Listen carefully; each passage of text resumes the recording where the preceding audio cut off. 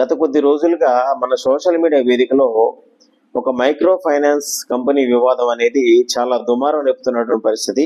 దాంట్లో ప్రముఖ సింగర్ గారు మంగ్లీ గారు కూడా ఇన్వాల్వ్ అయ్యారు. వాళ్ళ బ్రదరు, ఇలా చాలా మంది పేర్లు వినిపిస్తూ ఉన్నాయి. చాలా రోజు రోజుకి అది కూడా ఉత్కంఠగా మారుతూ ఉంది. అలాగే సుబ్బారావు గారు అనే లాయర్ గారు కూడా బాధితుల తరపున పక్షాన బాగా పోరాటం చేస్తూ వాళ్ళకి బాధితులకు న్యాయం చేయించాలని చాలా అహర్నిశలు కష్టపడుతున్నటువంటి పరిస్థితి. నేను కూడా ముందుగా బాధితులు వారి యొక్క డబ్బుని మళ్ళీ తిరిగి పొందాలని చెప్పేసి, వారికి న్యాయం జరగాలని చెప్పేసి మనస్ఫూర్తిగా కోరుకుంటున్నాను. నేను ఈ విషయంలో ఎవరిని కూడా విమర్శిద్దామని చెప్పేసి ఎవరినో నేను టార్గెట్ చేసి మాట్లాడడం కోసం వీడియో చేయటం లేదండి. నెక్స్ట్ ఇలాంటి విషయాలు రిపీట్ అవ్వకుండా, ఏదైతే ఇలాంటి సంఘటనలు పునరావృతం కాకుండా ఉండాలంటే మనం ఎలాంటి జాగ్రత్తలు తీసుకోవాలి? అసలు ఇక్కడ మెయిన్ టార్గెట్ ఎవరు అవుతున్నారంటే ఒక మిడిల్ క్లాస్ ఫ్యామిలీ, ఒక సామాన్యులు మాత్రమే ఇలాంటి వాటికి టార్గెట్ అవుతారు. ఎందుకంటే వ్యాపారాలలో అధిక లాభాలు వస్తాయనేటటువంటి నమ్మకం ప్రతి ఒక్కరికి ఉంది. కాబట్టి ఆ నమ్మకాన్ని ఎదుటి వ్యక్తులు యూజ్ చేసుకొని మనలాంటి వాళ్ళని మోసాలు చేసినటువంటి పరిస్థితులు. కానీ వ్యాపారంలో లాభాలు వచ్చినా సరే పెట్టుబడులు పెట్టిన వారు ఎవరైతే ఉన్నారో, అంటే తెలివితేటలు పెట్టుబడి ఎవరైతే పూర్తిగా పెట్టారో వాళ్లే వాటిని అనుభవించడానికి ఇష్టపడతారు తప్ప ఎవరో అరాకొర పెట్టుబడి పెట్టినంత మాత్రాన వాళ్ళకి తిరిగి ఇస్తారని చెప్పి అనుకోవటం ఎంతవరకు కరెక్ట్ కాదండి. ఇప్పుడు దీని ద్వారా మీకు అర్థమైంది కదా. ఒక విషయం ఏంటంటే, ఎగ్జాంపుల్ ఇది అంటే ఎవరు పెట్టుబడి అని పెట్టినవ్వండి. ఇప్పుడు సామాన్యుడు ఏమనుకున్నాడు, అధిక వడ్డీ వచ్చేస్తుంది, అధిక లాభాలు వచ్చేస్తాయి అని చెప్పేసి లక్షల రూపాయలు తీసుకొచ్చి ఇక్కడ పెట్టారు. ఇదేమైంది, తిరిగి ఎలాంటి రూపాయి కూడా వెనక తిరిగి రాకుండా ఇవాళ రోడ్డు మీద పడి ఎవరికి వాళ్ళు కోర్టులకు వెళ్ళి నాన్న చికాకు చేసుకున్నటువంటి పరిస్థితికి వచ్చింది. అలా కాకుండా ఏదైనా విషయంలో ఎందుకు వస్తుంది, ఎలా వస్తుంది, అసలుకి ఇవాళ 5 లక్షల రూపాయలు పెడితే 25 లక్షల రూపాయలు ఇవ్వగలుగుతున్నారంటే ఏం చేస్తే ఇస్తారు? వాళ్ళు ఎక్కడి నుంచి తెచ్చిస్తారు? వాళ్ళకు ఫేమ్ ఉందనో లేకపోతే మంచి పాపులారిటీ ఉందనో మీకు ఇచ్చేస్తారనుకోవడం తప్పు. ఎవరి కష్టం వాళ్ళదే ఈ రోజుల్లో. కాబట్టి మనం కూడా కష్టపడి ఎదగాలి అనుకోవాలి తప్ప ఎవరో కష్టాన్ని మనము తీసుకుందాం అనేటటువంటి పరిస్థితులు పెట్టుబడులు మాత్రం దయచేసి పెట్టకండి. మిడిల్ క్లాస్ ఫ్యామిలీ బలైపోతారు ఇలాంటి విషయాల్లోనే. ఎంతో మంది పాపం లోన్లు తీసుకొని మరీ డబ్బులు పెట్టారని చెప్పేసి అంటున్నారు. ఎందుకండి అలా? అక్కడ వడ్డీలు కట్టాలి, ఇక్కడ వడ్డీ వస్తుందో రాదో తెలియదు. ఏదో గాల్లో మెడలు కట్టి అపోహలకు వెళ్ళిపోయి ఏవేవో ఊహల్లో తేలిపోయి అలా ఎప్పుడు కూడా గాలి మేడలు మనకి ఏదైనా ఉన్నత స్థాయి తీసుకురావు. అది మాత్రం గమనించుకోండి. ఎవరైనా సరే, ఎప్పుడైనా సరే మనం చేసే పనిలో అంచెలంచెలుగా వెదగాలి తప్ప ఒకేసారి అమాంతం ఆకాశానికి నిచ్చెనేయకూడదు. చిన్న చిన్న మెట్లెక్కాలి. అలా కొన్ని విషయాలు మార్కెటింగ్ రంగంలో నేను దాదాపు 8 సంవత్సరాలు నా యొక్క సుదీర్ఘ అనుభవంతో నేర్చుకుని మరి ఈ విషయాలు మీతో పంచుకోగలుగుతున్నా తప్ప ఎలాంటి అనుభవం లేకుండా, అర్హత లేకుండా మాట్లాడే విషయాలు అయితే ఇవి కావు. ఓకే, మనకి పెట్టుబడి లేకుండానే వ్యాపారంలో ఎదిగేటటువంటి అవకాశాలు కొన్ని ఉన్నాయి. మీకు తెలియకపోతే మాలాంటి అనుభవజ్ఞులతో టచ్లోకి రండి. మేము కొన్ని విషయాలు నేర్పుతాము, దాని మీద ముందుకు వెళ్ళేలా మిమ్మల్ని తీర్చిదిద్దుతాము. మిమ్మల్ని మంచి స్థాయికి వచ్చే వరకు మీతో వెన్నంటి ఉంటాము. ఓకే, నెక్స్ట్ ఇంకో విషయం ఏంటంటే, దీని విషయంలో కొన్ని ప్రభుత్వాలకు కూడా నేను నా యొక్క విషయాన్ని విన్నవించుకుంటున్నాను. ఇది ఏంటంటే, మనము దేశవ్యాప్తంగా కొన్ని చట్టాలు అమలు చేశాము. ఏదైతే మార్కెటింగ్ కంపెనీలు ఎస్టాబ్లిష్ చేశాయో ఆ చట్టాలను ఇంకా పటిష్టం చేయండి, ఇంకా కఠినంగా మార్చండి. వాటి వల్ల అంటే ఎలాంటి పర్మిషన్ ఇస్తున్నామో, ఎలాంటి బిజినెస్ చేస్తున్నారో వాళ్ళ మీద ఇంకా ఎక్కువ నిఘా పెట్టట్లేదు, నేను అనట్లేదు. ఇంకా బలమైన నిఘా పెట్టండి. కావాలంటే వాటికి ఒక డిపార్ట్మెంట్ ఏర్పాటు చేయండి.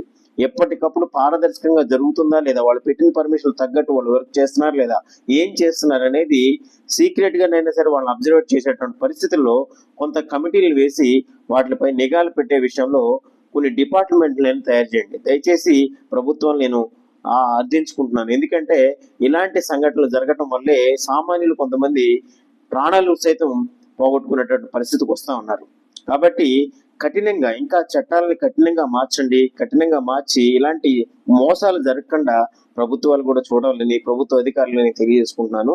ఇంకొకటి, ప్రభుత్వాలు కూడా దేశం, రాష్ట్రం బాగా అధికంగా డెవలప్ అవ్వాలని, ఇప్పుడు ఒక పార్టీ గెలిచినంత మాత్రం ఇంకో పార్టీని విమర్శించకుండా ఆ పార్టీ చేసినటువంటి తప్పులు ఏమైనా ఉంటే ఈ పార్టీ సరిచేసి ఇలాంటి తప్పులకు వాళ్ళు చేసినటువంటి రెక్టిఫికేషన్ ఏంటో నెక్స్ట్ తరానికి, నెక్స్ట్ యొక్క మళ్ళీ అదే పార్టీని విమర్శించుకునే ప్రతిపక్షం అనేది విమర్శకులుగా కాకుండా సొల్యూషన్ గా ఉండాలనే విధంగా పరిపాలన కూడా చేస్తే ఇంకా మంచిగా ఉంటుంది అనేది నా ఉద్దేశం.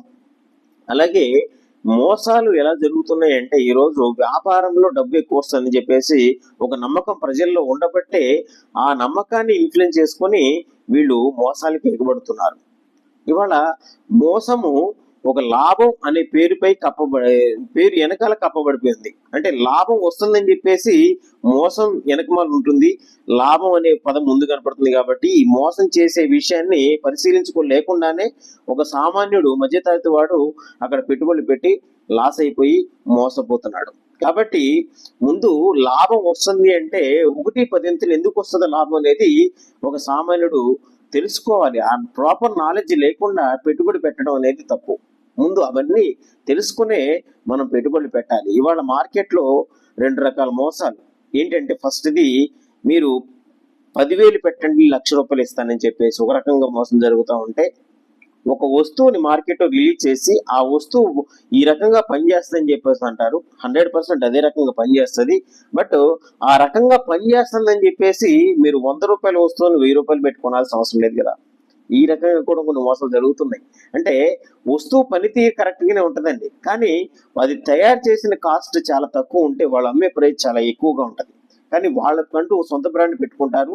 ఆ బ్రాండ్ అంతే కాస్ట్ ఉంటుంది అని చెప్పేసి మార్కెట్లో నమ్మగలుగుతారు. నిజంగా మార్కెట్లో వేరే వాళ్ళు ఆ బ్రాండ్ని వాడరు. ఎందుకంటే వాళ్ళకంటూ కొన్ని ప్యాటర్న్ రైట్స్ ఉంటాయి. ఫలానా కంపెనీ ఎక్స్ అనే కంపెనీ ఉంది, ఎక్స్ అనే కంపెనీ మీద వాళ్ళు ప్యాటర్న్ రైట్స్ తీసుకుంటారు. వాళ్ళు మాత్రమే తయారు చేస్తారు ప్రొడక్ట్ అంటారు. కానీ మ్యానుఫ్యాక్చరింగ్ అంతా ఒక చోట అన్ని చోట్ల అన్ని ఒకేలా జరుగుతాయి. కానీ అక్కడ పనిచేసేటటువంటి ప్రొడక్ట్ వేరే చోట దొరకట్లేదంటారు. ఆ ఎక్స్ అనే కంపెనీ ఇంకెక్కడ దొరకదు మీకు. కాబట్టి ఇందులో ఏదో జరిగిపోతుందని మీరు అనుకుంటారు. కానీ వస్తువు పనితీరు ఒకలాగే ఉంటది.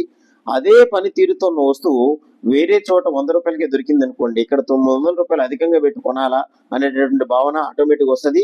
ఇక్కడ ఎవరైతే అమ్మిన వాడు ఉంటాడో కంపెనీ యజమాని డైరెక్ట్గా వచ్చి అమ్మడు, మధ్యలో ఒక డిస్ట్రిబ్యూటర్ లేకపోతే ఒక కంపెనీ నెట్వర్క్ లీడర్ అమ్ముతాడు. ఆ లీడర్నే తప్పు పడతారు తప్ప కంపెనీ యాజమాన్యాన్ని ఎవడో తప్పు పట్టాడు. ఇది గమనించండి.